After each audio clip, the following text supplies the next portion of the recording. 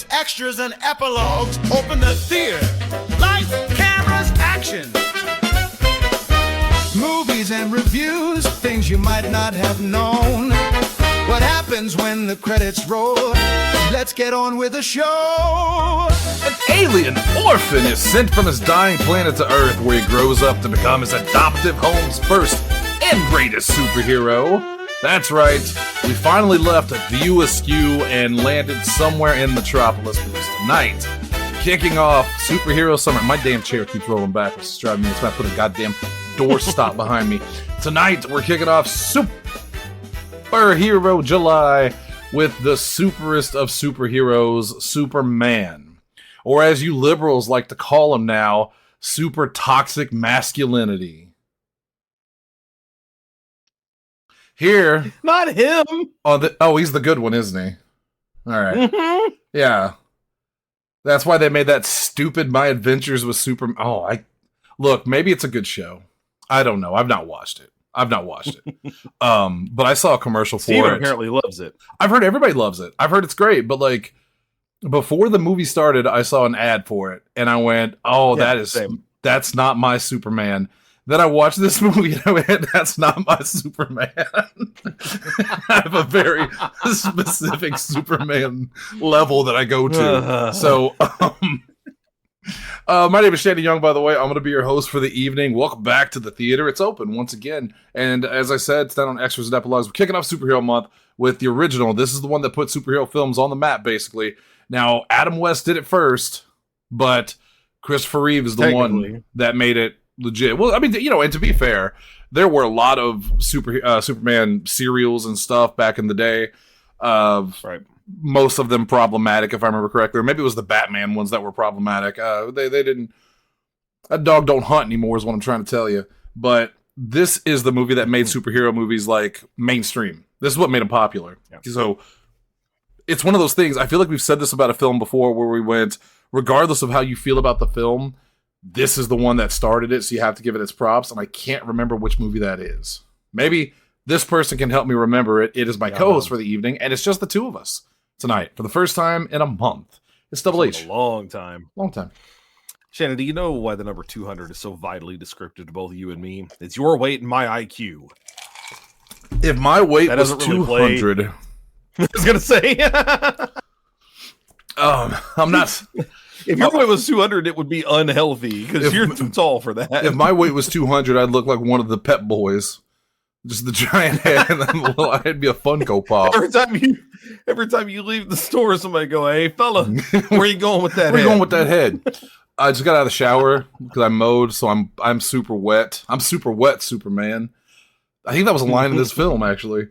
And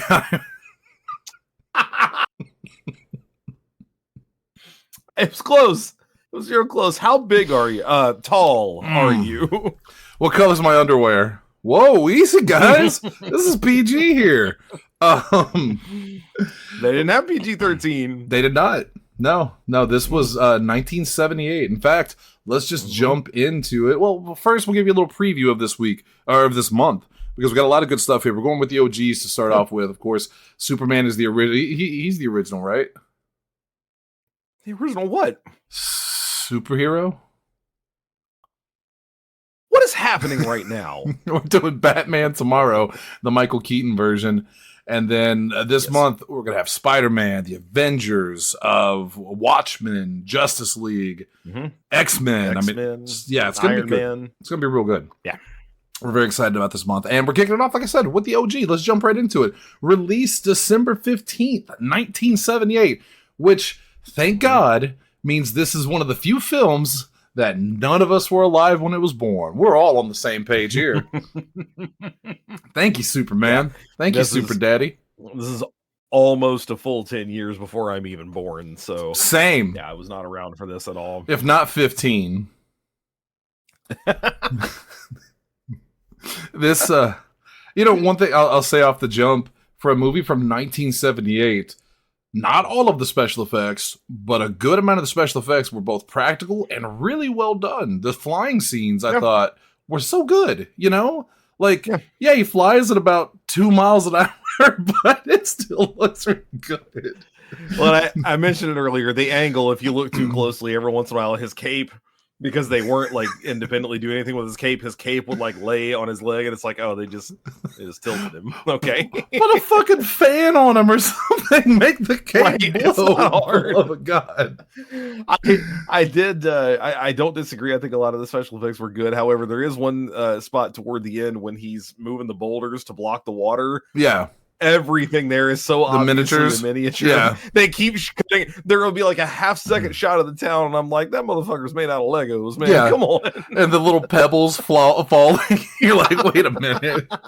Hold on there, Soups.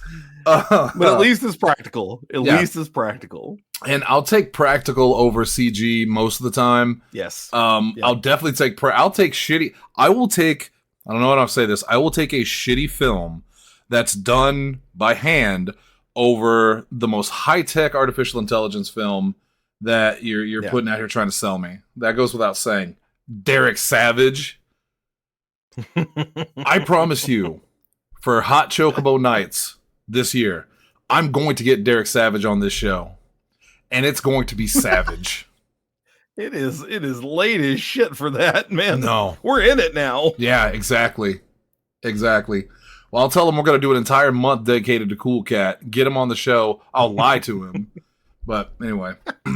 Directed by Richard Donner, who also did The Goonies and Lethal Weapon and Scrooged. Scrooge was my favorite Christmas movie for the longest time, although no longer. But for a long time. Yeah, importantly, he goes on to do all these movies after this one. A lot of times I try to find like in and around, like here's some things he did before and afterward. No, this is kind of Donner's like big coming out party, other than The Omen. The Omen is the big one before this. That's what kind of got him off and running. And then he was going to do Damien, the Omen 2, if I remember correctly. And he didn't do Superman 2. Hold him away from that, or what the case was. No, technically he kind of did. Only he's not credited for it. They fired him. And we'll get into it in a little bit. Yeah, they fired him and took his footage. Yeah, it's a whole thing. We'll get into it a little bit later. Written by Mario Puzo from the Godfather trilogy. Let that sink in. Yeah, so bear with me. There's more coming on this too. Oh, okay. I thought you were going to keep going. My bad. Yeah. No. We'll get there. Robert Benton, who also did Bonnie and Clyde, Kramer versus Kramer. I dated one of them. And David and Leslie Newman, who also did Bonnie and Clyde and did Superman 2 and Superman 3. Yeah. So here's the important thing. All those people are credited as writers on this movie. And how many times do I have to say it? The more cooks in the kitchen, the worse off you're probably going to be. Mario Puzo should be a catch, like he's your all-star, a catch-all. Right. This should be a slam dunk. Again, literally wrote the Godfather novels, which then of course are adapted into films. And I think he had a hand in the screenplay for some of that too. This should have been great. Here's the problem. This movie is all over the place when it comes to production. So Mark Robeson was supposed to direct for a really, really long time. It was in talks to do so. Then the producers saw The Omen. They hired Richard Donner instead. They brought him in for $1 million in January 1977 at the time to do both Superman 1 and 2. They were filming these movies back to back, which is going to be important later because it actually ends up playing into the plot and a couple of other things. So they were planning on there being 2 of these movies. Donner comes in, looks at the script and says, there's no way. He said, and this is a direct quote, they had prepared the picture for a year and not one bit was useful to me. He said it was way too campy, that the tone was really too silly. So he brings in Tom Mankiewicz to do a rewrite. Tom Mankiewicz, who I think I have this is all from the trivia for the record. I think I have it in there, but he worked on quite a few James Bond movies and a bunch of other things. Several that we've reviewed. The Spy Who Loved Me is one of them. So he comes in to do a rewrite. And Tom Mankiewicz will tell you, or would have told you, quote, not a word from the Puzo script was used. Now, when you watch this movie, it is still written by Mario Puzo. I mean, that's what it says. And there are a couple other people that are given credits for the screenplay and for punch-ups and all that kind of stuff. It doesn't say that. It just says screenplay. But Mankiewicz said that the original script, he said it was, quote, well written, but was still ridiculous. It was 550 pages. That's too many pages. Apparently Donner said to the producers, you can't shoot this because you'll be shooting for 5 years. He said that was the shooting script, not the one they turned in, the one that they were going to take to set and shoot. They were going to shoot the whole thing. He said 110 pages is plenty for a script. For 2 pictures, that was still way too much. So Mankiewicz basically is the one who goes in and writes the version that's here. No, Football said it's the Avengers Endgame. Not even. I bet you Endgame's not even that long. I'd be surprised if it comes anywhere near that long, even with Infinity War. Maybe Doomsday. Those movies are crazy. For all we know, potentially. So here's what really sucks. When this is all said and done, the Writers Guild would not give Mankiewicz credits for his rewrites. I don't know why. I haven't found why that is the case. So he shows up at the credits as a creative consultant. Richard Donner insisted that he be in there as a creative consultant, or as something anyway. And the Guild was apparently still pissed after that. I assume it had to do with Mario Puzo, because I mean, those guilds, those kinds of things, it's always like the MPAA and whatever. Right. It's always somebody leaning on somebody else and who you know. Yeah. And Mario Puzo, of course, was blockbuster in that arena at that point in time. Well, but Tom Mankiewicz wrote the movie that you're seeing on the screen. That's what it comes down to. I had also read some time ago that I don't know who did set design and creative effects like that. I forget who it was, but I don't know if they lost or weren't even nominated for it. And the person that won for that year, it was for like basically mirroring an actual hotel. I forget the exacts of it, but Richard Donner was absolutely livid. He said this guy created this entire Krypton, basically. He said he created this entire world and didn't even get a lick of credit for it. But again, that's the problem. When you're the first, you think the Academy took superhero movies seriously back then? Hell, they didn't take superhero movies seriously until probably Blade. I mean, I know Batman had success, obviously, but Batman also ruined its own success. Blade, that's what it was. Blade is the one that kind of picked the superhero genre up and said, no, we can do real movies. And then it was Spider-Man, it was X-Men after that. Yeah. Superman kind of fell into the same hole. Like Dobal said, they really weren't prevalent at this point. Most people thought superhero, stuff was for kids. Comics, especially nowadays, people look at comic books and think that they're this revered tome of knowledge or whatever. The only reason that comic books are rare and expensive in the way they were is that no one thought they were ever going to be valuable. That's why it's so hard to get classic comic books, Golden Age, and Superman, Batman, Spider-Man, all that stuff, because again, no one thought these things were going to be valuable. That's why basically no comic from the 1990s on is worth a dime after it's already produced. I mean, there's so many of them, and a lot of them were bad, like not like terrible, but the Batman that existed, Superman's a little bit different, but the Batman that existed back during like the Golden Age and the Silver Age is a far cry from the Batman that we have now. Everyone thinks of him as like the brooding badass, but man, it really wasn't always like that. Yeah, Two-Face used to rob banks, like the second bank on a Tuesday. That was his gimmick. They all had gimmicks, man. Right. Well, and it was a little easier to take with a character like Superman, who nowadays people love to go, "Oh, Superman can't do that." Like even in this movie, Superman doesn't have the ability to do that. Motherfucker, Superman was invented to have whatever ability he needed. That was the whole thing. Superman, and his name was Shazam. Right. That's a whole other Batman, story. on the other hand, Batman is a superhero by way of just being really good at shit. He's not an alien. He's not, from another planet or whatever. But so again, it was kind of weird. But against him, the prosecution would say, however, because it is a comic book, it's still the bullshit of, okay, well, we need Batman to be able to fight Superman in this comic. Okay, well, he has a contingency plan for everybody. Comics are made to like whatever you need it to be in that moment, it is in that moment. Sure. And Superman's is what probably the worst in general. Right. Yeah, absolutely. Yeah. Absolutely. Continuing on this, starring, you got me doing it now. I don't know why you clearing your throat down. It caught in my throat.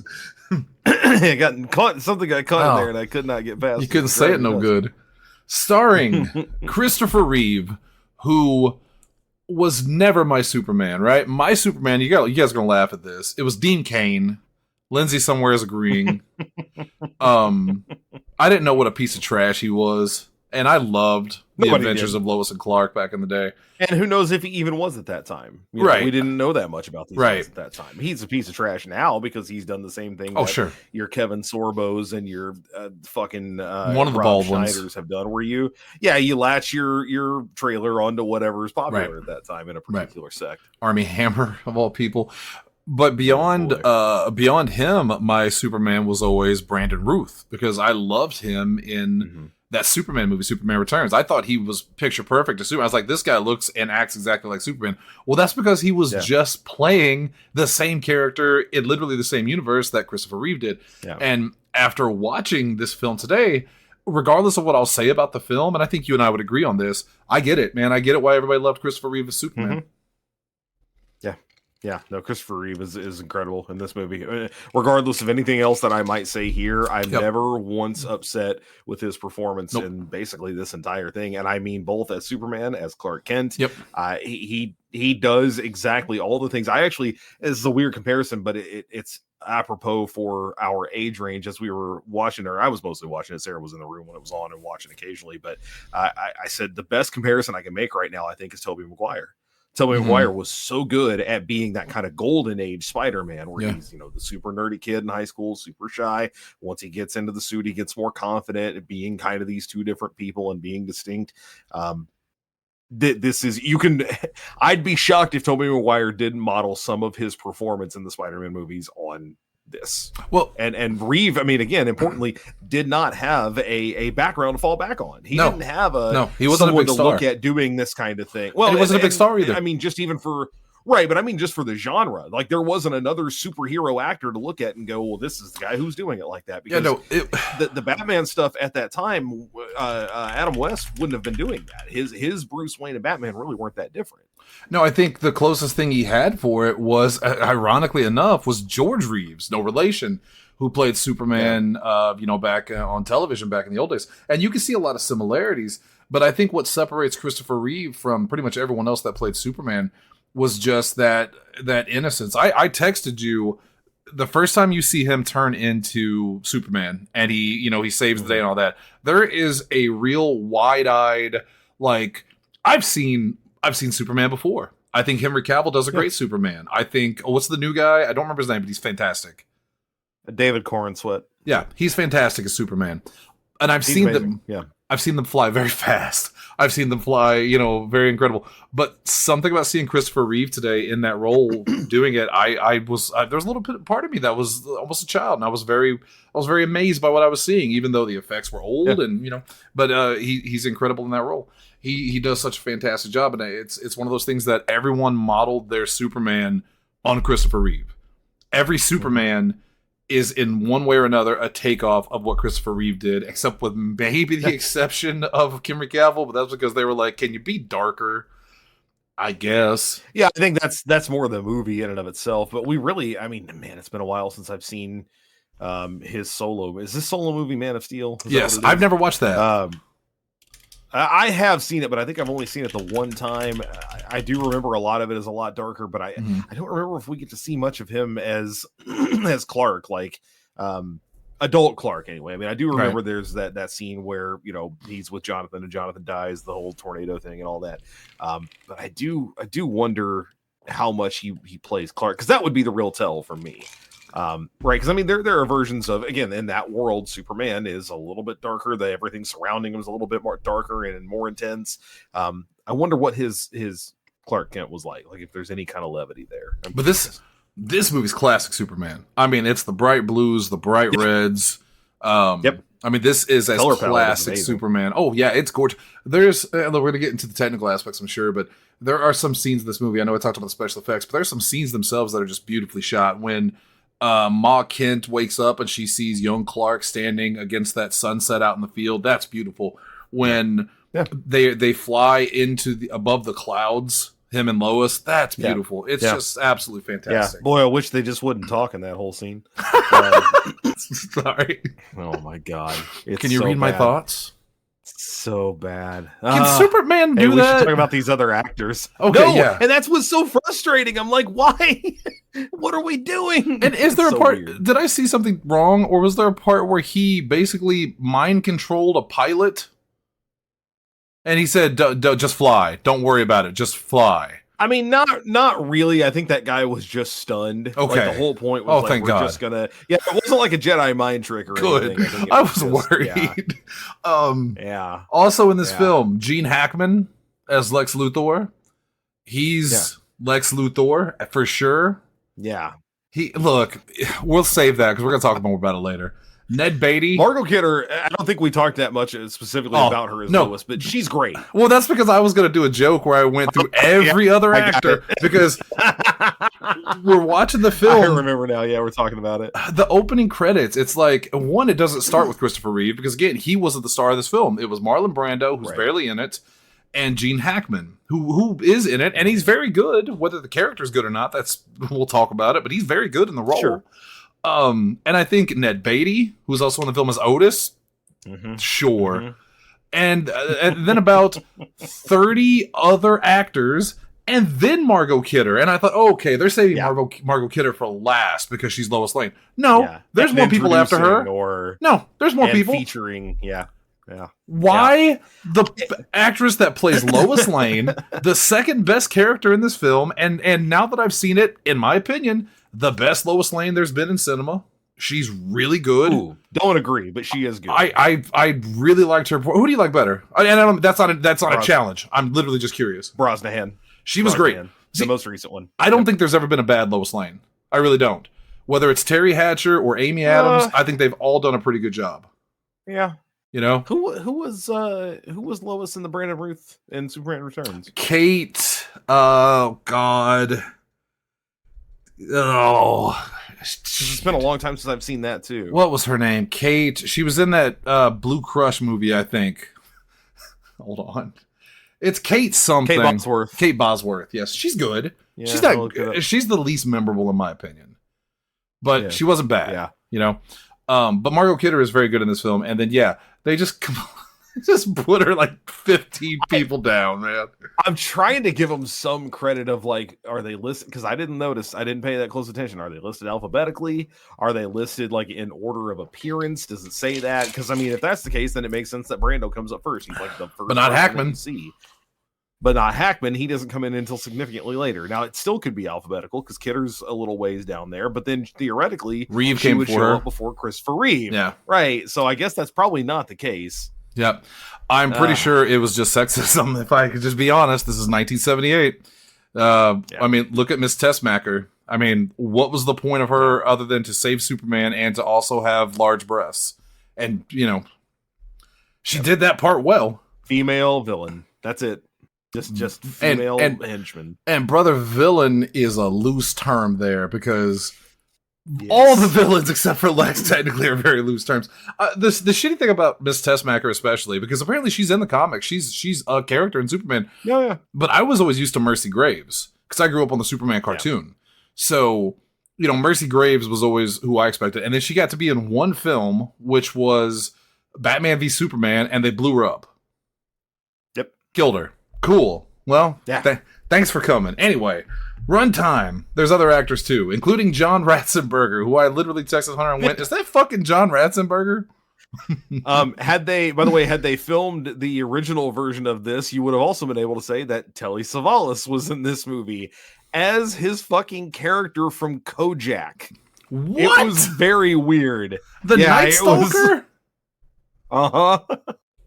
I mean, again, you got to take Wikipedia's word on this one. No, not Kojak. Version of it. Who's Kojak was the detective, right?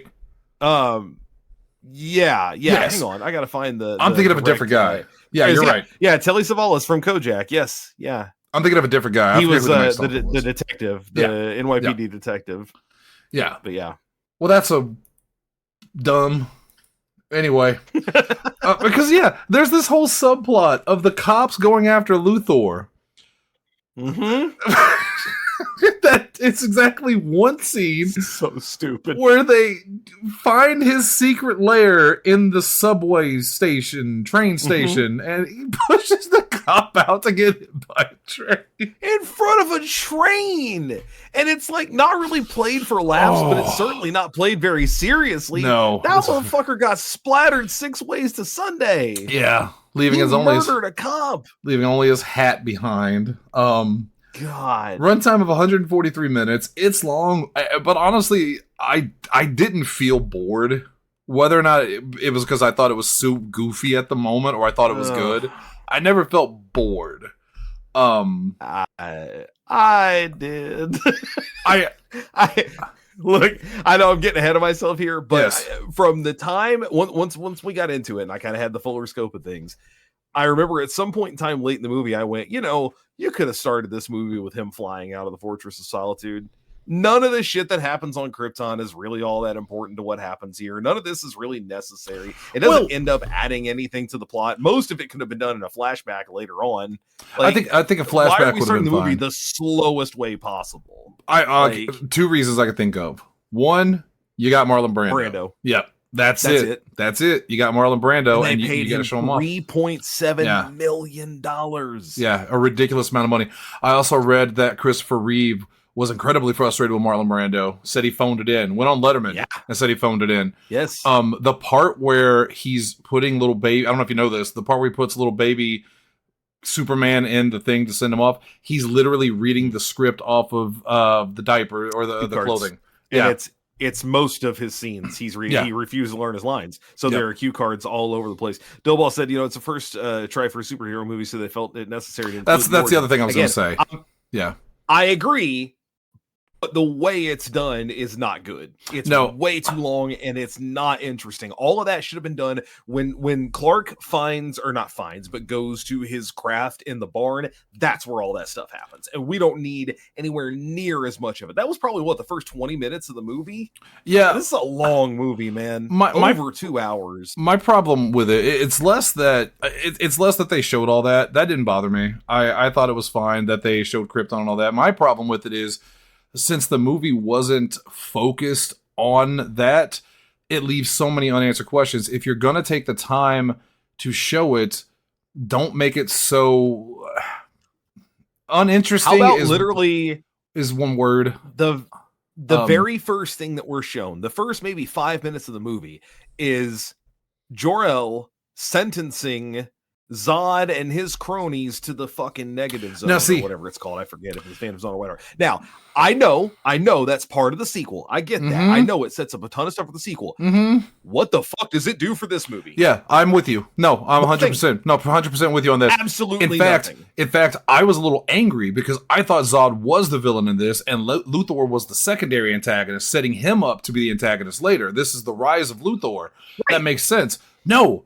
Zod and company are there in the beginning and don't show up again until the sequel, which is great, but then just put that fucking scene at the beginning of part 2.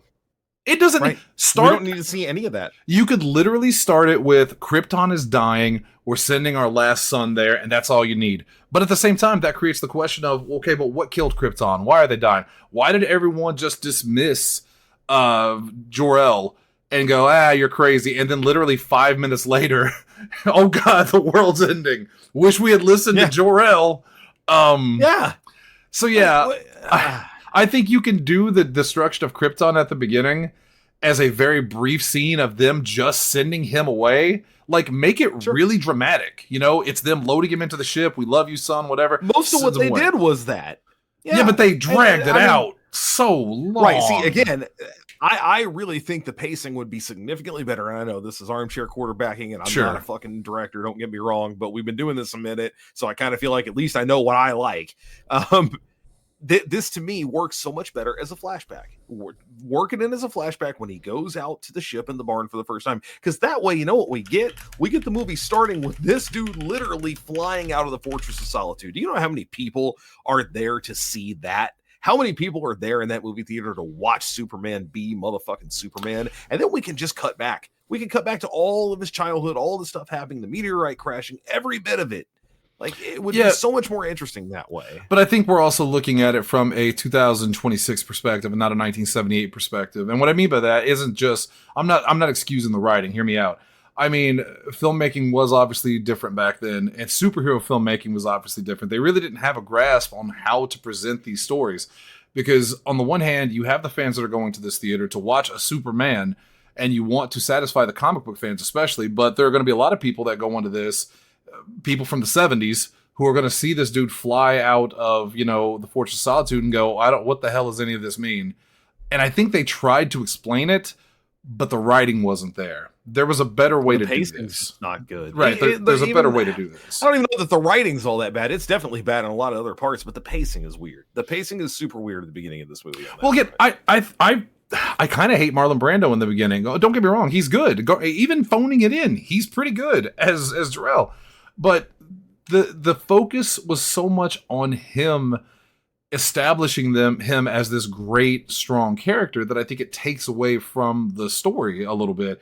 He should have just been Jor-El, father of Superman. I mean, I think they did it better in the newer Superman films where they don't make the characters as important, but because it was Brando, you gotta milk it. You gotta have Brando. Yeah. A lot of people forget what a gigantic star he was at that time, you know?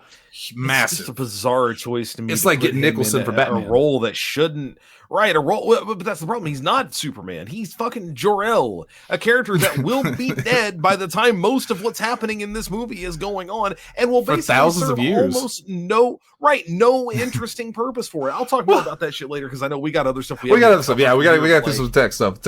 Man. Budget versus box office: 55% million versus 55% million. 55 million. I got it caught up in my throat. Don't say it no good. Versus $300 million. I mean, this is a hit. This was the first superhero blockbuster. Undeniably. And critics were very kind to it at the time, for the most part. Critical reception is 87% on Rotten Tomatoes. That's an 8.1 out of 10. A Metacritic score of 82 out of 100, which is universal acclaim. No cinema score, but 4 out of 4 stars from Roger Ebert, who said, a pure delight, a wondrous combination of all the old-fashioned things we never get tired of, adventure and romance, heroes and villains, earth-shaking special effects, and wit. Gene Siskel, on the other hand, gave it 3 out of 4 stars. It said a delightful mess, good performances, sloppy editing, cheap, non-flying special effects, funny dialogue, and some is the kind of picture that critics tear apart but still say you ought to see it. And I feel like Gene Siskel hit it more on the head for me than Roger Ebert did. Some of the things Big time. Ebert said did strike a chord with me. You know, the combination of the old-fashioned things we never get tired of. But I think Ebert is a little kinder to this movie than he should have been. But very much so. He also, I think both of them disliked Batman because they said it was too dark. And I think Superman is the reason they thought it was too dark. I remember Ebert saying this movie makes it seem like there's no fun in being Superman. Because there's a fun in being Batman. There's a fun in being Superman. You fly around, you save the day, you're handsome and all that. No, Batman's not fun. Murdered parents, crime city, like... He doesn't really want to do the things that he's doing. He does that out of a sense obligation. Of necessity. You know, and Superman to a certain degree too. But yeah, no, that's again, if that's what you took away, then you missed the mark on the character. Right. So what's the movie about? I mean, it's Superman. It's the Superman origin story. He comes from Krypton. I mean, we don't have to explain this to you. You know who Superman is. We're not going to pace this out and make you relive it. But the basic is this is Superman starting out in Metropolis, becomes a reporter. He meets Lois Lane. You meet Lex Luthor, who is a real estate guy, buying up real estate everywhere. I mean, don't get me wrong. I actually did kind of love his dialogue about, you know, my father told me that the only thing people always will need is land. And that's important. Like, that gives me a good sense of like where this guy's morality lies and what's important to him. It's money, money, money. He's found a way to do that. The problem is... I hate to immediately just latch on to one thing, but we said we were going to talk about it anyway. Lex Luthor is the dumbest, goofiest fucking thing in this fucking movie. Yeah. My God, it's so over the top. And I'm going to preface it by saying I get it. It's comic books, right? At the time, Lex Luthor was probably, I don't know for sure, but very goofy and silly and over the top. But man, it plays really weird on the screen. I need to clarify that when I say Lex Luthor, I don't even just mean Lex Luthor. I mean the whole trio because... Yep, the whole thing. Lex Luthor is... I feel like I'm going to have a prejudice against this in a way because the Lex Luthor I'm so used to, and it's hard to separate them, is the egomaniac, billionaire, has all the money to do whatever he wants. This film shouldn't be faulted for that prejudice, but as a whole, just in general... The way they write him, it's so 70s campy. He's a Batman villain. Right. He's a 60s Batman villain. This is a dude who has a weird secret, like evil layer thing underground because it's cheaper. Subway. in what is very clearly New York. Can we just get this out of the way? Metropolis is New York. They literally filmed it in New York. When he takes her out on a flight, they go over the Statue of Liberty. They're not even hiding in any way, shape, or form that Metropolis is just New York, which is also kind of lazy, but fine. It's fine. Luthor has a weird, again, secret evil layer underneath the subway where he's buying up land and reselling it to people. He seems to live there in this really goofy manner. And then he's also a Bond villain because he does that stupid thing where he explains his whole plan to him and constantly leaves him ways to get out. Here's my problem. What are we doing? Here's one of my problems with it. He apparently only lives underground in that he never leaves it because when the cops see him, they literally say, maybe Otis. There was no point to Otis. There's no point to Otis in this film. Maybe he becomes a bigger character to constantly down the line. Be a problem. Right. Maybe he becomes more important in the sequels or something. I don't know. But in this film, and as much as I love Ned Beatty, man, Otis is a complete simpleton. He's a moron. He never gets anything right. Why does Luthor keep him around? Other than, I assume it's some type of... Yeah, it's some type of vampire thing where the vampire can't go out in the daytime, so you have a human go out and do it. He may fuck up all the time. He's such a problem. If Luthor is such a rich dude and so good at getting people to follow and listen to him, why have that guy? I just feel like Ben Affleck in Jay and Silent Bob Strike Back, when Lord? Yeah. When I'm going to free this fucking simpleton? He screws up the missile launch. He's the whole reason that New Jersey's going to get blown the fuck up. I can only assume. What are we doing? I can only assume it's because he's so easy to manipulate. And this, I'm not defending. I'm just explaining. I assume he's so easy to manipulate. Tessmacher is obviously loves girl for sake of girl. Yeah, that's what it is. Boy, I can't think of anything else. That's all it is. That's literally all it is. She offers nothing else to the plot other than obviously Lex wants to have a hot girl around. That's it. When the cops are looking for Luthor's lair, they literally say maybe he'll lead us to the big guy. So they know who Luthor is. They know what he's doing. I can only assume they didn't have enough proof to get anything done because, if they're actively tailing him and they know that he's the big guy, then why is Lex Luthor still able to purchase land? Why is he still able? You would think if Osama bin Laden came to America and lived in a thing or something. Right. If but it's called Luthor Corps. I think they call it like Lex Luthor something. Yeah. So it's not really a secret. Yeah. It's very silly. And that's why I disagreed with you at first. I thought, okay, Hunter doesn't like Luthor and them. I get it. They're silly. But they're basically setting it up for Zod to come back and he's going to be the bad guy. But Zod doesn't come back. He doesn't come back. It's just by the time they launch the missiles, I swear to God, I'm not kidding. By the time they launch the missiles, I checked the time and I said 30 minutes. God damn, when does Zod get back? Is he coming? He doesn't. He's just out in space going, just floating around in a record cover, vinyl cover, just doing this. It's the worst part of this movie, hands down, other than the ending. And this is a little bit of this is the only other piece of trivia that I actually wrote down just because I thought it was funny. And then I thought it was funny at the time, and now it came back around to make me mad. So Gene Hackman originally had a very prominent mustache, right? Yes, the Hackman mustache. And he did not want to shave his mustache to play Luthor. Luthor generally is bald and does not have a mustache. So even in the early one sheets, they have him with a mustache, with the pictures that we're sending out. So then before Richard Donner met Gene Hackman face to face, he said to him, if you'll shave your mustache, I'll shave mine too. Donner was like, we really need you to do it. I'll even shave my mustache. And Hackman said, okay, great. By the time they met face to face, Hackman had agreed to do it. He meets Donner. Donner peels off the fake mustache he's wearing because he didn't have one in the first place.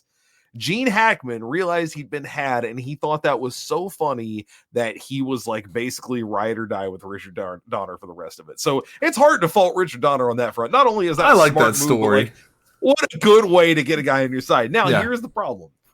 Lex Luthor is prominently always been bald in the comics. And at the end of the movie, they do the thing where he rips the thing off and he's bald. What? Yeah. Why is he not just bald through the whole fucking thing? What was it really worth the big reveal at the end and Otis fucking around with the wigs early on and all that? What? He didn't want to shave his head either. What's the point of that? He didn't want to shave his head either.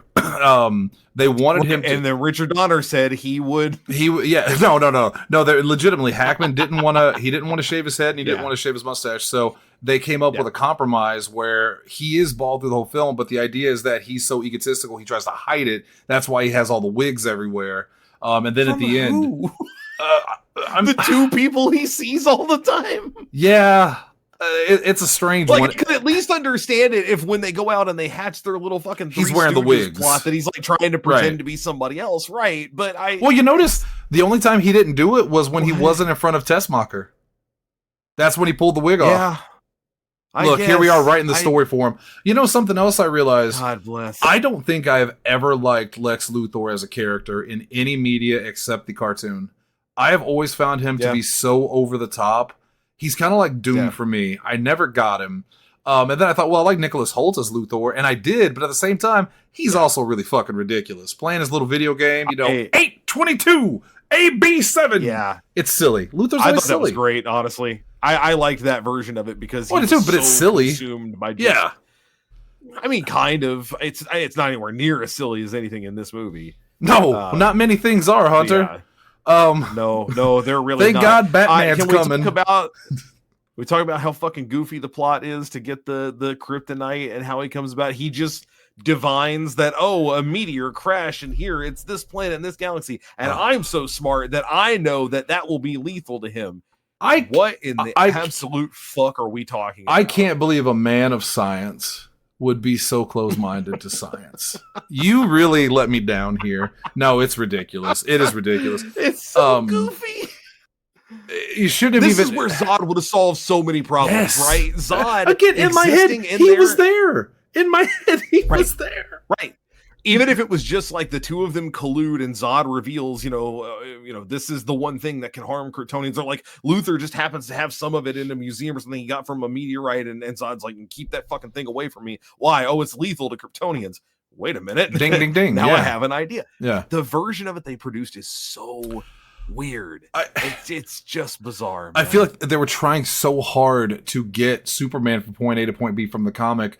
They were just throwing shit at it, going, well, how do we introduce it? I don't know. We saw it on TV. Yeah, that I guess, man. Good point.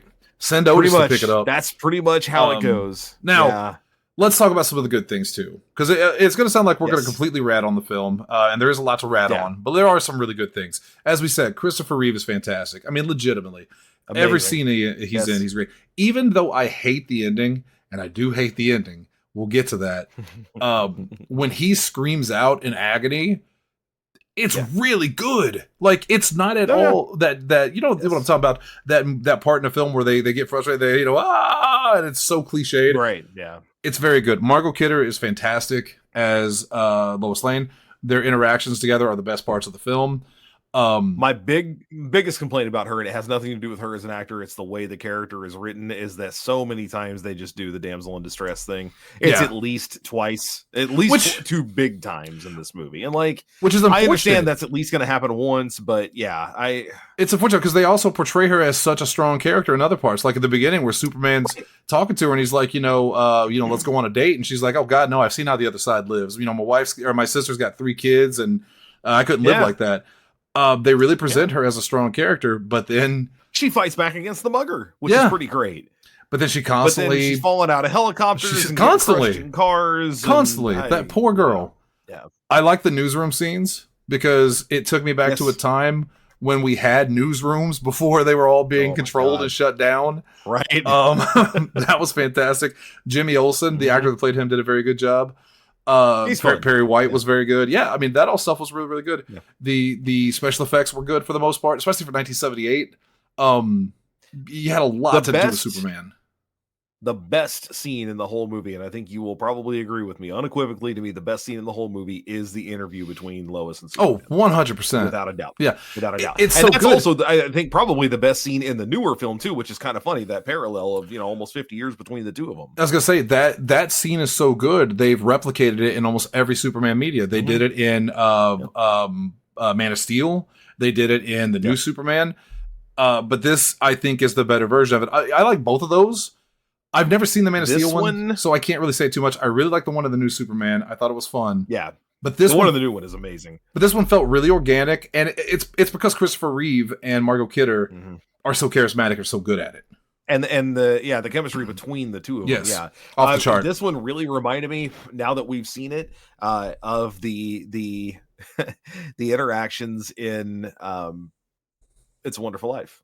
You want to get the moon? I'll lasso the moon for you. Yeah. You know, I know they're not doing the same thing, but the kind of back and forth little flirtation. I love nothing more than the "what color's my underwear?" and him kind of.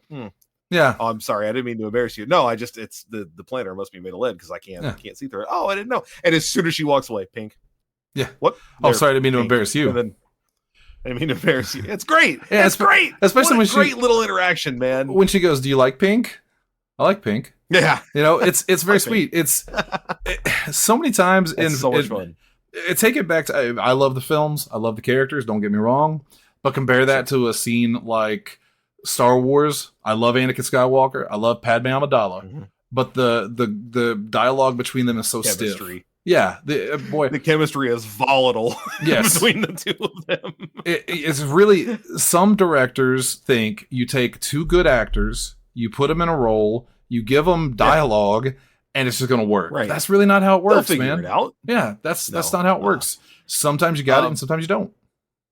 I also really liked the Superman helping people montage. It makes me think of Ghostbusters. One of my favorite parts, if not my favorite part about the original Ghostbusters movie, is just seeing them do what they do. You know, just little quick cuts with the song in the background. And in this case, it was kind of that. You know, he's going to and from places, doing, you know, big things like literally helping Air Force One get to the ground. That whole, man, I'm just fly. All right. I'm not going to tell you we got something out there. Just fly. And him saying, you know, keep it going. All the way to helping the little girl with the cat in the tree. Like, that was amazing. That should have been the last part of it too, by the way. It should have ended on like the simplest, like, I got you, I'll take care of that. Now, flip side of that scene, that girl turns right around and gets abused. Gets slapped.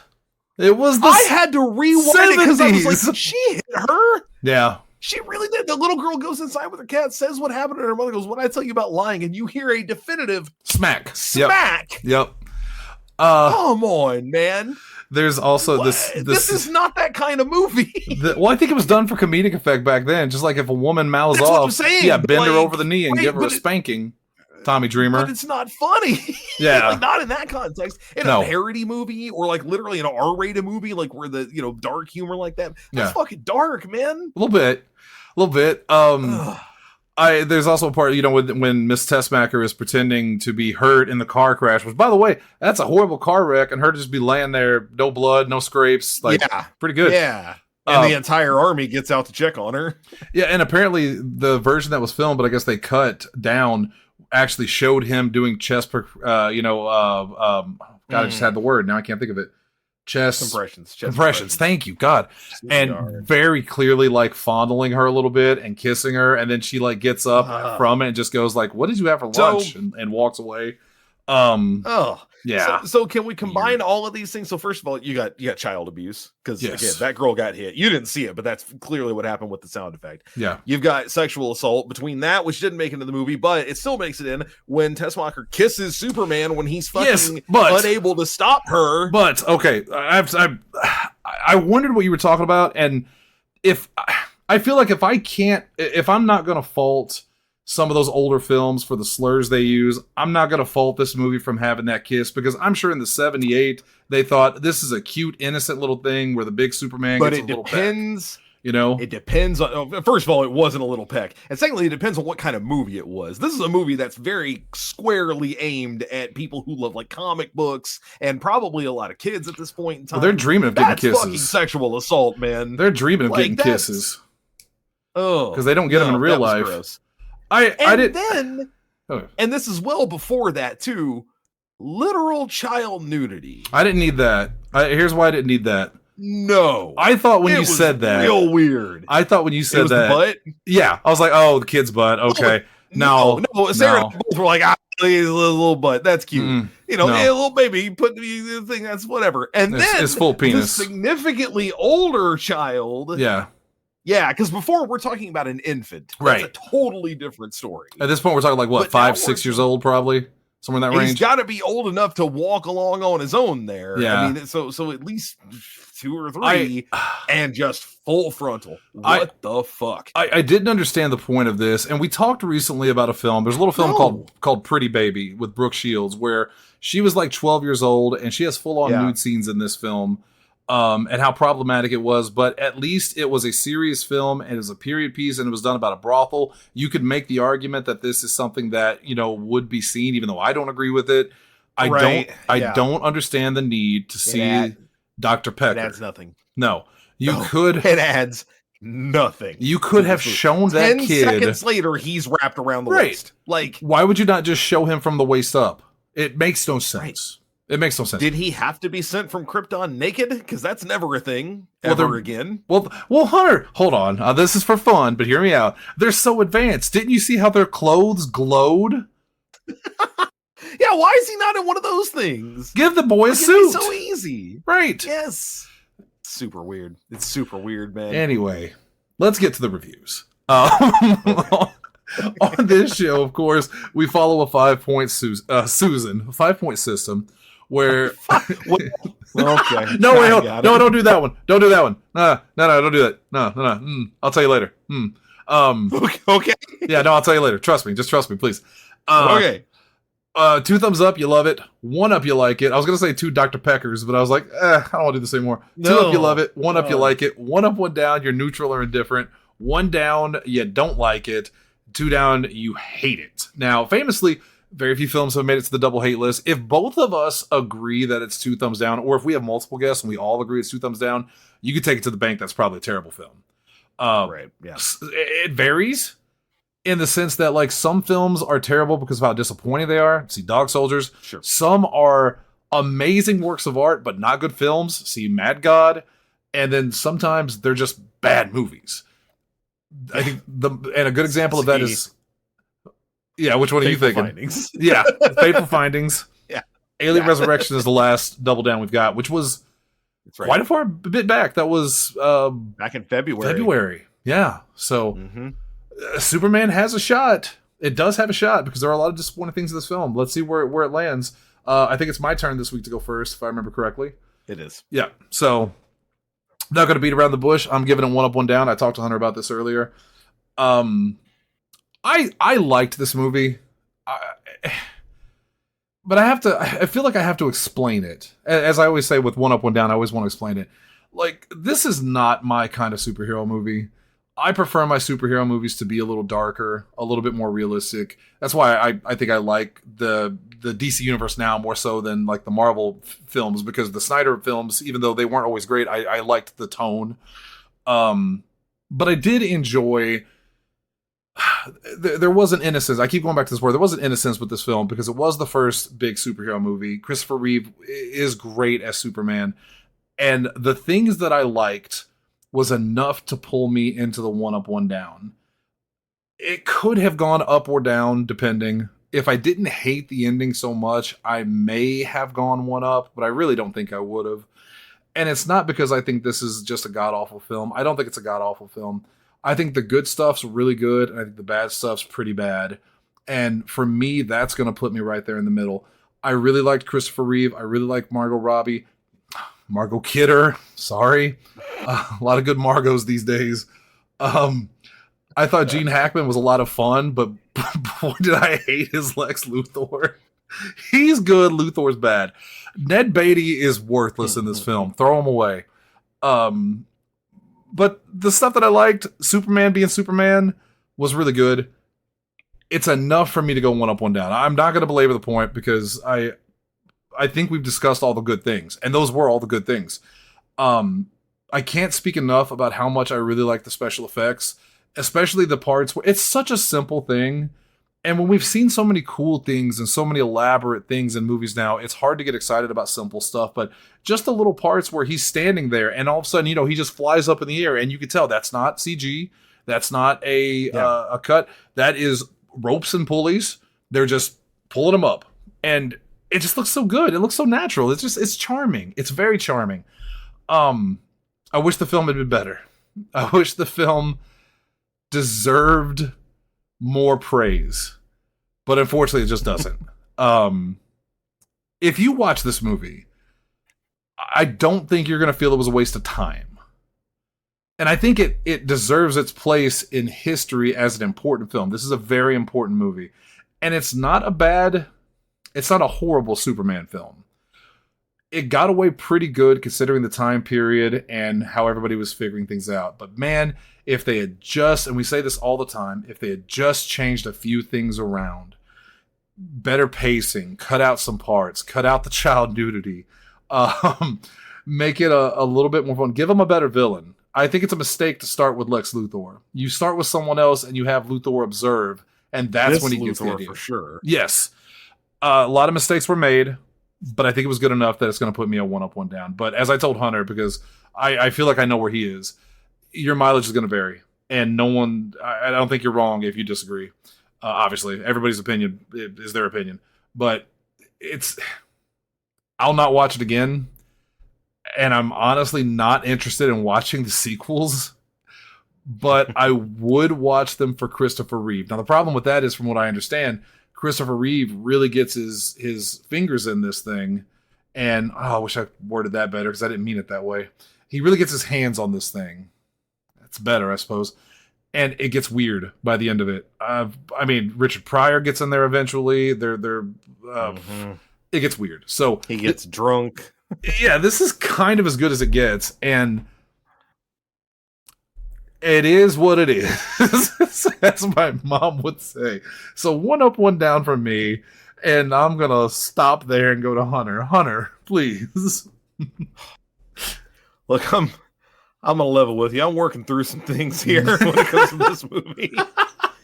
Because there was a part of me that when you said you were going 1 up, 1 down, I said to myself instinctively in that moment, yeah, probably me too. That's kind of where I am, because I can think for most things that I liked, there's something that I really didn't. I really love Clark taking Lois on that flight. I love the notion of it. I love the idea of it, that's where they first kind of get, close and intimate to some degree. But at the same time, I hate the way it works.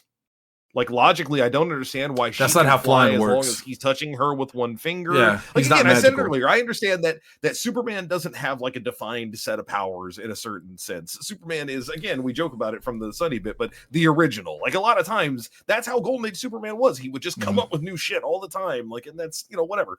So I'm not that upset about it, and I get that it was for practicality, but it looks weird.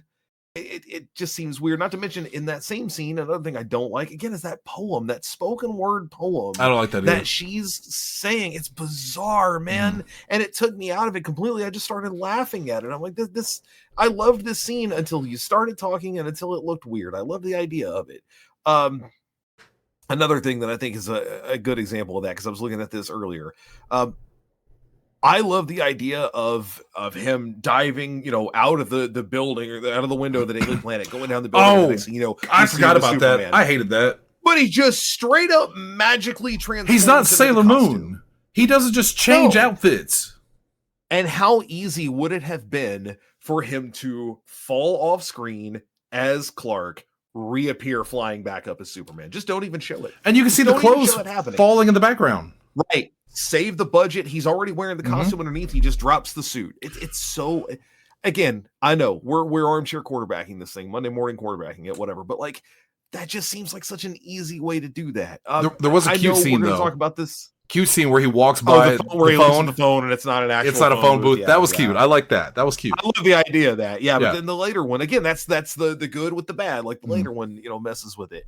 We haven't gotten into the ending yet, but boy, the ending really does do a number on me here. Because again, I'm not opposed to Superman inventing powers, but spinning the world backwards does not cause time to go back. It's not how it fucking works. Again, he just killed that entire planet. Right, Superman is the fastest thing alive, and Flash, we know at a later point in time, will be so fast that he can go back in time. Just let Superman do that. Just let it be that he goes so fast that he goes back in time and is able to, if you're going to do that. I already hate the time travel thing anyway, and again, I'm not going to try to rail too much about it right now, but if we're going to do it, please don't make it so stupid that he literally spins the world backwards. It takes away so much from that particular part. I don't get it. Again, the flight physics are just nuts. I know a lot of it is practicality, but like when he's holding the helicopter up, that's not how that works, man. That thing would be tilting. You can't do that. The way he holds low, it's so damn frustrating. The helicopter. Now, to be fair, take this X-Men. Oh God, I have a bottle here. Take this X-Men arcade thing here. Now, if I'm so strong that I can hold the side of it it does keep it level, even though there's weight on, Yeah, you know. but again, the way that he's doing it is, I agree. No, man. I'm sorry. fucking with you. No, In I'm the fucking moment, with you. like you're watching it, I'm gonna say there's Yeah. no good way. There was a part of me for a lot of this that I really, again, I was very much on the part Yeah. of it's a one up, one down for what I like. I don't like, it is what it is. But the more I sit and think about it, and that's probably the problem, right? You know, I am a person who saw a movie. You look at the Ebert and Siskel reviews, and clearly one of them was caught up in the All in Wonder, and one of them was a little more practical. My wife said as we were watching it, she goes, why is Clark getting hired at the Daily Planet? And I went, what do you mean? She's like, well, what did he didn't go to college, as far as we know. Like, how did he become a writer? And I'm like, well, you know, in the 70s, people could just kind of do that. And she's like, really? You sure about that? Because Perry says, oh, you know, he makes that cute little joke about he's the fastest typist I've ever seen in my 40 years in the paper business. That's fun. Oh, and he's got a prose you wouldn't believe. Where'd it come from? How'd he get good at that? I don't need to see every single step of the way, but the parts they choose to leave out are really interesting. Can I jump in on this? Because it's actually a thing I didn't like. Sure. This isn't me defending. I assume he learned all that when he spent 12 years in space learning every secret of the universe from Ghost Dad. Learning what? What did he? Because everything kind of makes it sound. Jor-El kind of makes it sound like he's going to train him in his powers, and I'm like, well, he already knows how to run fast. Right? You don't learn to be invulnerable. That's just a thing. Did you listen to some of the things he was saying? He was talking about this year. This year, we're going to learn like the history of immortality and stuff like that. And I was like, what are you talking about? Is this a college course? Right. Like, and because of the technical limitations of the time, Superman doesn't have any kind of, like, in this movie, we don't see heat vision. We don't see any of the, like, I miss the heat breath, vision. the chilling breath, the freezing breath. None of that. It's literally just he's very strong. And he can fly. He can fly and run, and that's kind of it. Yeah. So yeah, that's another thing that didn't really play with me. And I'm like, so you cut out what would have been an interesting part of his life where we get to see like why he chooses to go to Metropolis, why he chooses to basically become a writer. Like, how is he going to blend in that way? We don't get to see any of that. But I get 20 fucking minutes of Krypton exploding and Jor-El sentencing people you'll never see again in this movie. I have other questions too. Not to tag on here and change my own mind. No, by all means. But why did he pick that moment to become Superman? He went to Metropolis. And again, it's to save Lois, obviously. But he goes to Metropolis. Sure. He's wearing the costume under his suit all the time. Surely there have been crimes up to this point he stopped and no one saw Superman. There should have been some, oh, have you heard about this apparent, they do it in Batman. Yeah. Oh, the Bat's out tonight. Make some little reference to, there's been this thing flying around saving the day for the past month. And in a similar vein, then we have to go to the ending for this, but Lois dies. He flies into space. It's a great moment where he's so emotional. He flies into space. Yeah, very good. He has this dueling notion of his adoptive father saying, you were put here for a reason. You have a purpose. You're here to do these things. That's a good argument. Jor-El's argument, on the other hand, is you are forbidden from altering human history. Why? To what end? Because we're never told why he's not allowed to do that. And who the fuck is forbidding him? You've been dead for 1,000 years, homie. So ain't nobody left on Krypton to tell this kid what to do. The only thing I had from that, and it was my own brain putting it together, but it doesn't make any sense. I'm going to kill my own argument, but I just want to tell you the process. My thought was, okay, if he turns back time to save one life, what's to stop these people who will depend on him from going, my father had a stroke, turn time backwards so I can save him, or my wife was killed in a car accident. But if it ever came out, and I think that's what Jor-El was saying, is if they know you can do this, they will abuse it. But it doesn't really work because that's any power he has. Superman, you fly at the speed of light. You saved those guys in that village. Why didn't you save mine? But that's also kind of what Superman is, right? It's that, well, he's all powerful, but he can't save everybody. It's one of the, they even say it in the film. He's these Christ powers. Allegory. Yeah. I mean, he's always been a Christ allegory. That's the idea. And Snyder really bolted onto that. But anyway. Yeah, he sure did. But yeah, it just bothers me that there's so many times that for a 2 hour and 10-minute movie, for a 143-minute movie, the things we chose to put on the screen Mhm. and the things we chose to leave up to question are baffling to me. Yeah. And that's what it really comes down to. The movie that I got left me with more questions than answers and more frustrated than satisfied.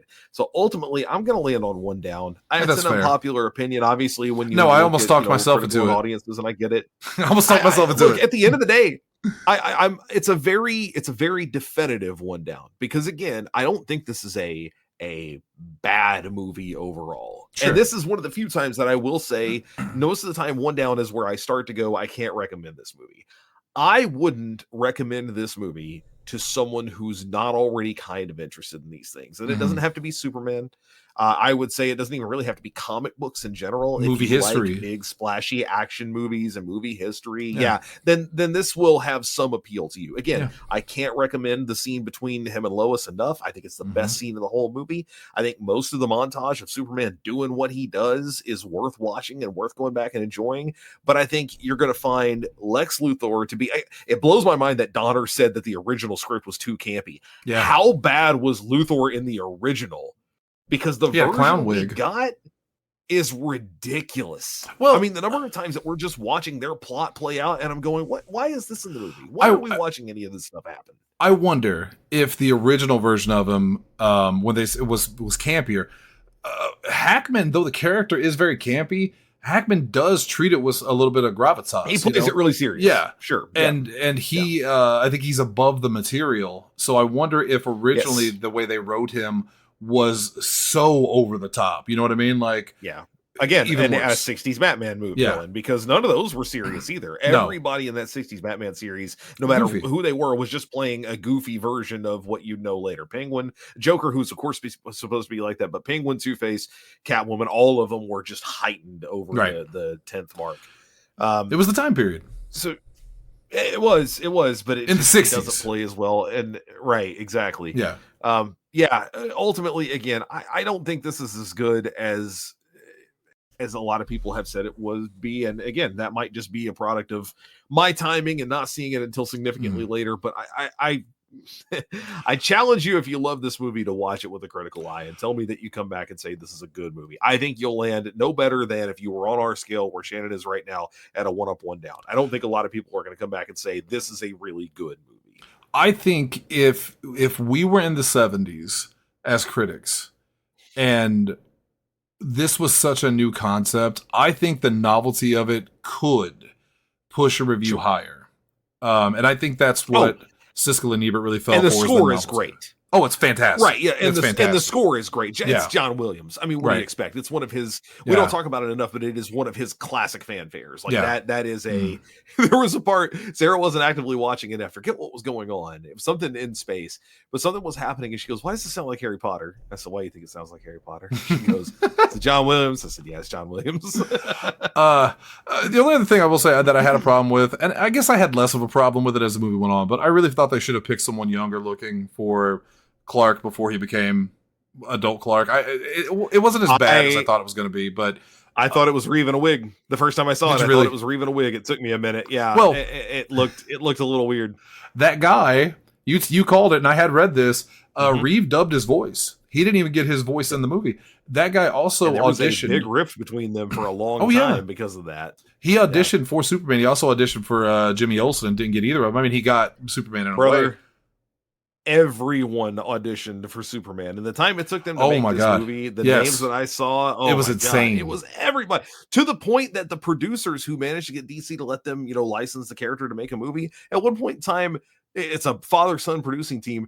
From what I read, they auditioned the son's wife's dentist because he kind of had the right hair. They were so down on trying to figure out who it could be, because a lot of people turned him down. Clint Eastwood very famously said, "I'm not Superman." And he's not. And he's not. And to his credit, they were right. The producers at one point in time, and this is maybe the most definitive statement they could put on it, was they reached a point where they said, every time we get somebody in here, we either get a great actor who looks nothing like Superman and is not a good Superman, or we get somebody who really looks the part and is a great Superman and can't act their way out of a paper bag. Like, that's what we got. It's one or the other. And so Reeve, because when they brought Reeve in the first time, he was too skinny. He was too little. And yeah, so they said he was too small. Did the Marvel diet, basically. Yep. And yeah, that's how he looked great. Got it. He looked great in this movie. Yes, absolutely. Before we go to the ending, I do want to mention, you brought up a good point of they have great actors who look nothing like the character, or someone that, looks exactly like the character and can't act. I hate fan castings when I see them pop up on Reddit, because it's never who would be good for this role. It's always who looks like the character. Physical appearance. Yeah. That's it. That does not decide a good fucking actor for that role, man. Again, my go-to with this all the time, when we talked about the last time it was brought up, was if that was true, we would never have gotten Michael Clark Duncan as Kingpin. Yeah. And what a shame that would have been. Or Michael Keaton as Batman. We'll find out tomorrow. Sure.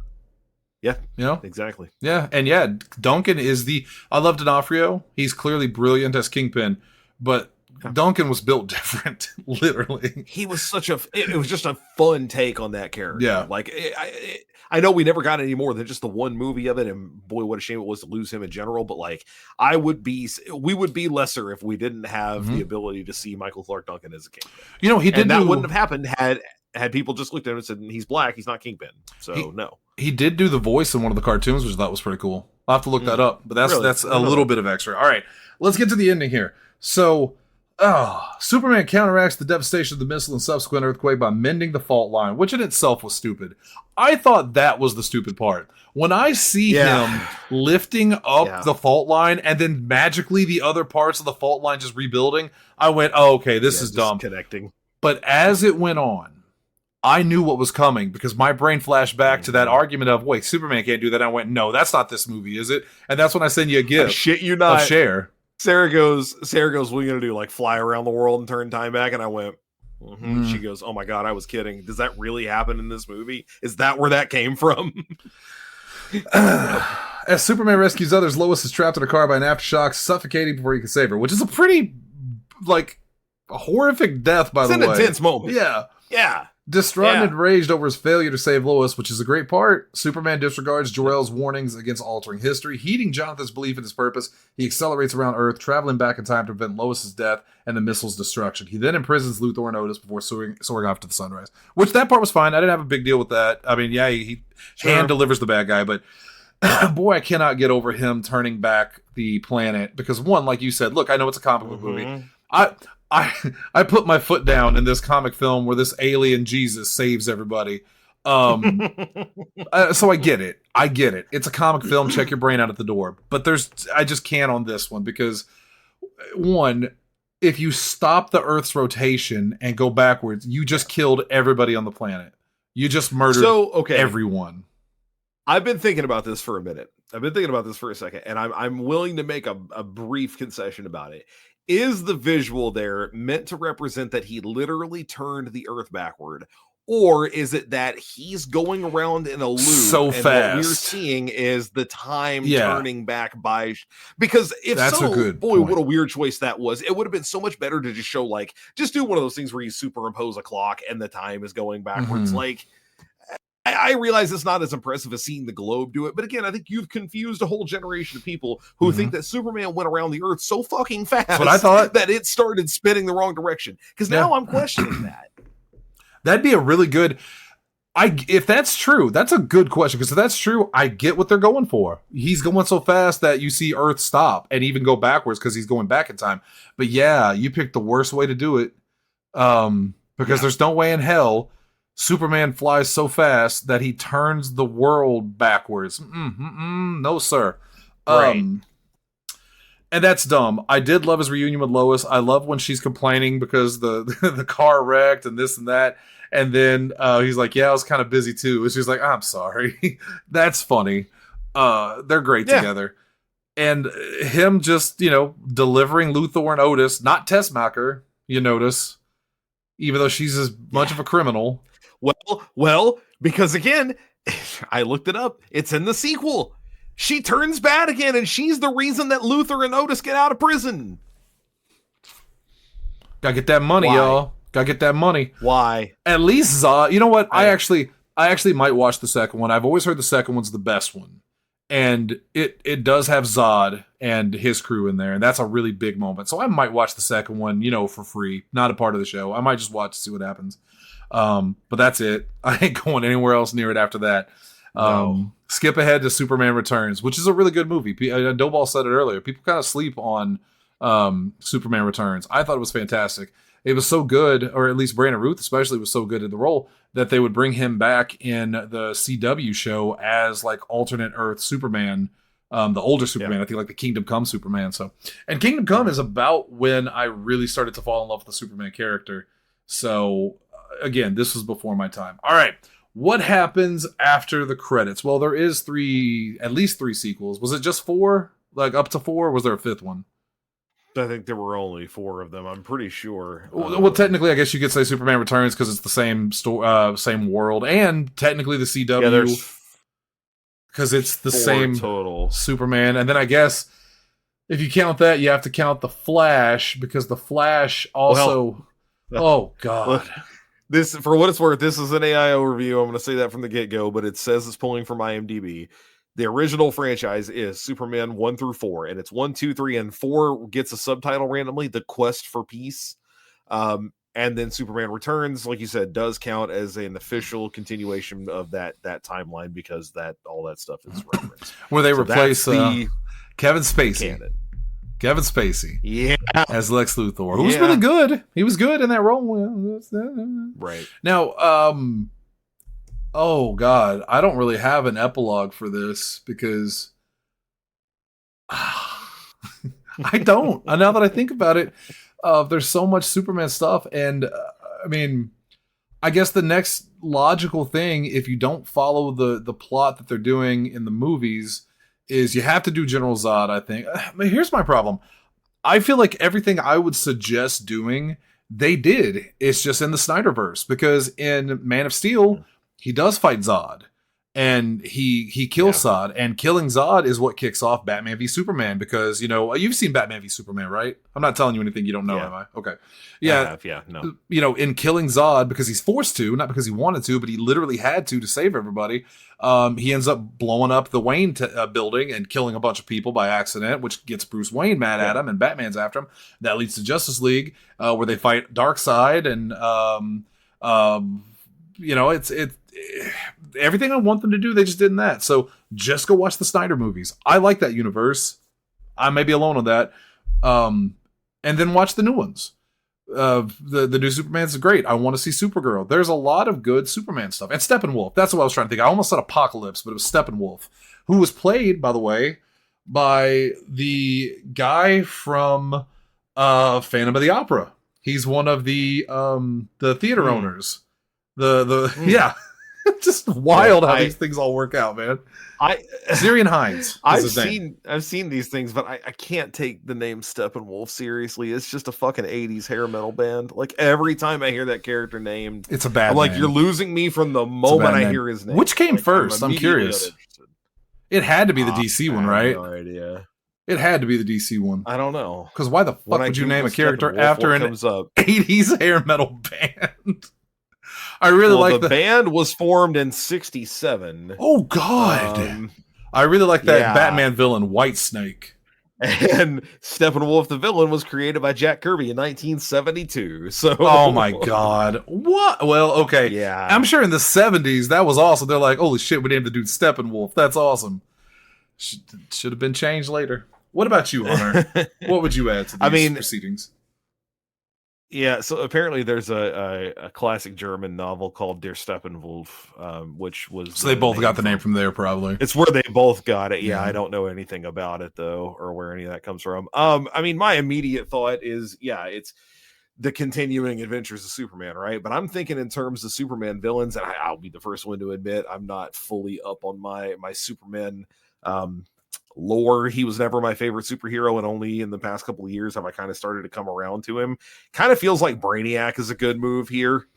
If we're gonna really go all in on the whole, because I had to look it up and remind myself, I thought this was the right guy. If we're gonna go all in on the Krypton stuff, there are at least a couple of versions, if not the primary version of Brainiac, where he's the one who destroyed Krypton. It's not just, oh, the red sun blew up or whatever. It's his fault. He's directly at fault for it. So I think you got Luthor rotting in prison. You got Zod floating around out there. Zod feels like, I realize that I'm following up a movie from 1978 that is the progenitor of superhero movies, the way that a superhero movie would be handled now, but that's kind of how this works, right? We're taking it in whatever direction we can. So you started with Luthor. Luthor had a very weird, goofy plot, and it didn't work out for him. Plus, we were trying to just get Superman on the table. Movie 2 then is going to be about Brainiac, and we're going to actually find out what happened to Krypton. It wasn't random. He has found that there is a surviving son of Krypton. He's the looming threat out as well. Yeah. Right. He's the one other thing I got to deal with. Importantly, at this point in time, Brainiac doesn't know that Zod still exists either, that he's floating around in the negative zone or whatever. So he goes after Superman. Chaos ensues. Superman learns more about his past. He embraces more of it, yada, yada, yada, whatever. And then that movie ends with, Brainiac defeated. But in the process of that, that's how you set up what they did as 2 that could have been 3. From what I gathered, in 2, we learned that the missile that he threw into space broke open that prison that Zod and the negative zone. That's how they get free. Right. That's how they get free. The missile he diverted into space broke their thing open. That's how they get You've inspired me. Remind me when you're done. So we find out at the end of 2 that actually did happen, but they've been plotting and planning on the moon ever since, which is kind of what happens there. And they have basically been monitoring what's been going on Earth with Superman, with Brainiac, whatever. They free Luthor because they realize he can be a valuable pawn to them. Luthor, of course, as an ecomaniac, takes it. They're constantly planning to usurp each other, but they're going to use each other to better ends. And that's your third movie, is that he's got to deal with a reinvigorated Luthor who's got Kryptonian tech, plus the actual threat, which is General Zod, the literal last, son of Krypton alongside. Basically, there will only be one last son of Krypton, and then you do that. Somewhere along the way, I think probably... Right, at the end of maybe the second one, Lois finally figures out that Clark is Superman. By the end of the third, I don't think the world knows. I think that's not great, but maybe other people around him know. Also, very Batman stupidly knows. in the second movie, from what Batman, we got to have a Batman, because by then we got to introduce Batman. We're making a universe here. Right. Very stupidly, in the actual second movie, at the end of it, Superman debuts a new power. When he kisses Lois, he's able to wipe her memory of everything that just happened in the past few days, so she no longer knows he's Superman. Because that's the thing he can do in that movie. That's in the real movie, not the one I'm pitching you. What? Mm-hmm. Yeah, that's a real thing. Look it up. That's what happened. Let me step in here. Get away from that shit. And you kind of inspired me. So hear me out. First movie is what it is, right? Second movie, Sure. Brainiac. I love that idea because, like you said, Brainiac finds out that Superman's still alive. He wants Superman's knowledge because that's what he does, right? He collects knowledge. Right. Krypton's gone. Yeah. He can't take it. He blew it up. So it's an Independence Day level threat where you see the Brainiac ships. They're bottling cities like he does in the DC Universe game. And Superman doesn't know how to stop him. So he consults the Fortress of Solitude. He talks to Jor-El, who tells him about another Kryptonian who they imprisoned. And Superman then goes and rescues Zod and his 2 and recruits them to basically, hey, this is going to happen. The one that blew up our planet is coming. They agree to help, even though they're not quite good. They're not quite bad. Yeah. In the fight, all 3 of them die, including Zod. Superman blames himself. Luthor escapes. He, using some of Brainiac's tech, brings back Zod, resurrects him, who becomes Bizarro Superman. He is Superman, but he is like an undead kind of evil version of it. And Luthor's pissed that Superman wouldn't accept his help in dealing with Brainiac. So now he unleashes Bizarro on him. Of course, Superman defeats Bizarro. Luthor goes back in jail. And I think at that point, you could then do the death and return of Superman. You introduce Doomsday. Superman dies, you have all the other Supermen come in, and you kind of go from there. Yes. I think that would have been a good series. Yeah, I think it would have been good. Yeah, because you got to get Doomsday in there. I was going to say at some point in time we got to do Death and Return, or at least a variation of it. Plus, with a movie, you have the alternative option to kind of clean some of it up. Because I mean, God, if I've watched anything more on YouTube than Max Landis's Death and Return of Superman, I don't know what it is, and I know that it's like there are so many things where it's just he's just like, Booster Gold. Booster Gold gets punched into the fucking sun. It's my favorite bit from the whole thing. Played by messy... Bruce Campbell. Hold on, played by Bruce Campbell in that time period. That would be my pick. It's got to be. Yeah, it had to be right. Yeah, 80s. I also love when you got to go over Superboy, and he's Superboy, but he calls himself the Metropolis Kid, and he's definitely, because their version of Superboy is such the 90s, like, we're not going to tell you he's gay, but he's definitely gay type thing. He's coded, is what they'd say. And nothing about him is gay. And yeah, it's where he's like, but don't call me that. It's like, come on, man. Let's get past it. Let's just put it out there and be done.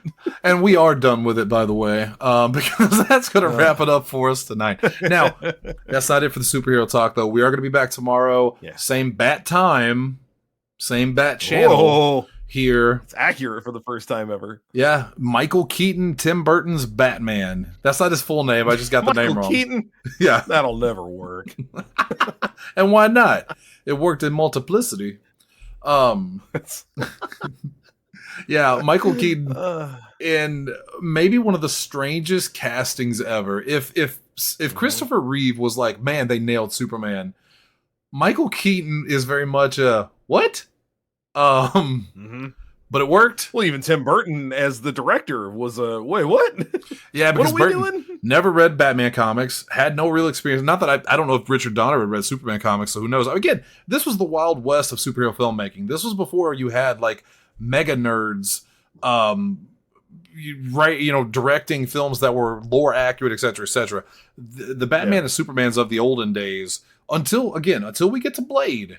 It's pretty crazy. Blade kind of set things in a new course. But I always loved Batman. I always loved Keaton's Batman. I especially love Batman Returns. And by watching this, we open it up for the sequel, which I'm very excited about. We already did Batman and Robin. Damn Dalton. Yeah. Damn him forever. Damn his oily hide. That's tomorrow. Batman right here. Stay tuned. I think we might even have a special guest. I think Dalton did want to be on that. Or maybe I'm wrong. I don't know. I hope he is. I'll slap He's shit out of in. town this week, so I don't think so. Good. Maybe we'll get Lindsay. Lindsay will be off tomorrow. She's going to watch Batman with me. There you go. That's tomorrow. Until then, the balcony is closed. Hang out with us here for a few minutes in the live chat. Of course, Twitchzilla 1985 over on twitch.tv. You got to join us every night, basically, for Hot Chocobo Nights, 2 Electric Moogaloo, and Wet Hot E&E Summer, all summer long right here. Thank you guys for tuning in. The balcony's closed. Until tomorrow, we'll see you then. Double H, take us out. Say, Jim, that's a bad outfit.